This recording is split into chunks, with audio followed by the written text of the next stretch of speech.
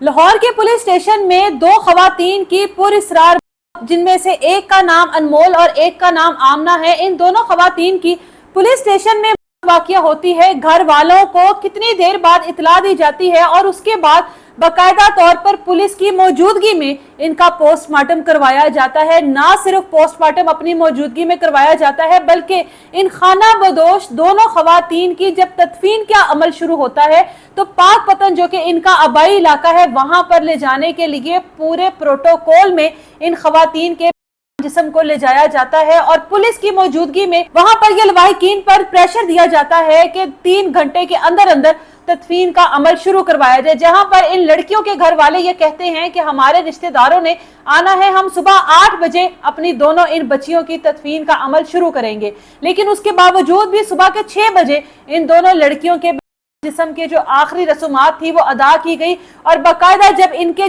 को ले जाया जा रहा है तदफीन के लिए तो पुलिस का मुकम्मल प्रोटोकॉल मौजूद है। पुलिस की 4 से 5 गाड़ियां वहां पर साथ साथ मौजूद हैं। ना सिर्फ ये अमल करवाया गया बल्कि अभी तक स्टिल वहां पर पुलिस की नफरी मौजूद है जो कि इन कब्रों के इर्द गिर्द टेंट लगाकर बैठी है कि कहीं किसी सूरत में इन कब्रों की कब्र कुशाई ना हो जाए। अगर इन खवातीन की, अगर इन लड़कियों की वाकई में तिबी थी तो उसके बाद पुलिस को इतने प्रोटोकॉल की, इतनी ज्यादा सेंटी होने की या पुलिस का इस तरह से वहां पर बैठकर पहरा देने की क्या जरूरत थी। ये हमारे मुहाफिज हैं जिनके पास हम लोगों ने अपना हर दुख, अपनी हर शिकायत, अपनी हर तकलीफ लेकर जाना है कि आप लोगों की मौजूदगी में हमारे साथ ये हो गया। लेकिन इन्हीं मुहाफिजों के पास आजकल आए दिन कोई ना कोई नई खबर ऐसी सामने आती है जिसके बाद पुलिस के ऊपर बहुत सारे सवाल उठते हैं। पुलिस के सवालों को छोड़ दे, आज तक मैंने जितने लोगों से बात की पुलिस के हवाले से, जहां पर इस तरह के मामलात होते हैं कि किसी के केस के सिलसिले में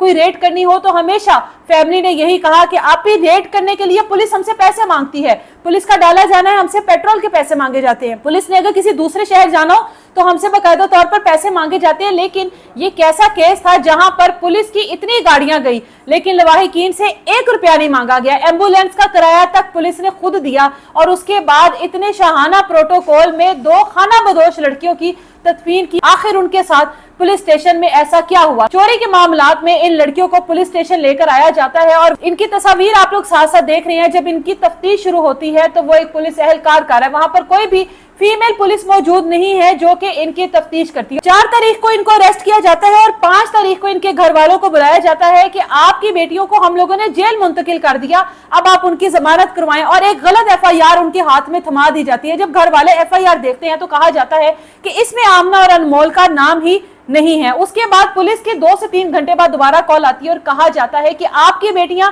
इंतकाल कर गई और इस वक्त वो जिना हॉस्पिटल में मौजूद हैं। जब घर वाले वहां पर पहुंचते हैं तो पोस्टमार्टम भी पुलिस की मौजूदगी में करवाना शुरू कर दिया जाता है।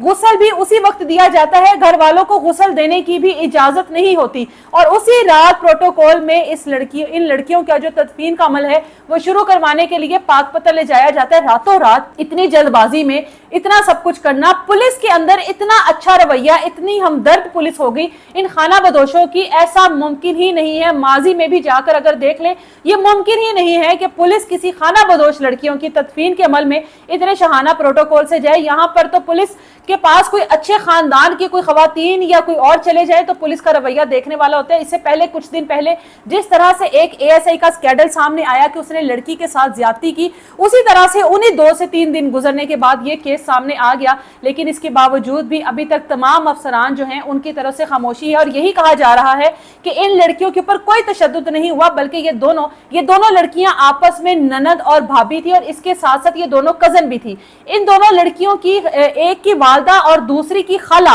सामने आती है, मंजरे आम पर आती है और उन्होंने ये बयान दिया है कि हमारी बेटियां कोई नशा नहीं करती थी। हम लोगों को थाने में बुलाकर ये कहा गया कि ये कहो कि आपकी बेटियां नशा करती थी, नशे की वजह से आपकी बेटियों की, जबकि हमारी बेटियों ने कभी कोई नशा नहीं किया। थाने में हमारी बेटियों को शरबत पिलाया गया। क्या किसी मुलजिम को थाने में बुलाकर शरबत पिलाया जाता है? आज से पहले क्या कभी आप लोगों ने सुना यहाँ पर तो घर वालों की तरफ से जो खाना जाता है वो मुलजिमान तक नहीं पहुंचता। ये कौन से पुलिस अफसरान थे जो मुलजिमा को, इन दोनों लड़कियों को जो कि 4 तारीख तक बिल्कुल ठीक ठाक तंदुरुस्त हालत में पुलिस के कस्टडी में मौजूद थी और अपनी इन्वेस्टिगेशन के दौरान इनकी वो फुटेज सामने आई, तो ऐसे कौन से मामला थे जो इनकी खातिर तवाज़ा के लिए इनको शरबत पिलाया गया और घर वालों पर ये प्रेशर दिया गया कि आप लोग ये स्टेटमेंट रिकॉर्ड करवाओ कि आपकी बच्चियां नशा करती थी और नशे की वजह से ये सब कुछ हो गया। घर वालों का कहना है कि हमने 2 से 3 घंटे पुलिस की मौजूदगी में उनके जिस्म रखे और जब हम लोगों ने उनको आखिरी बार देखा तो एक की नाक में से आ रहा था और चेहरे पर निशानात थे। क्यों इन लड़कियों की इन्वेस्टिगेशन नहीं की गई? क्यों इन लड़कियों को रातों रात इनकी तदफीन करवाई गई?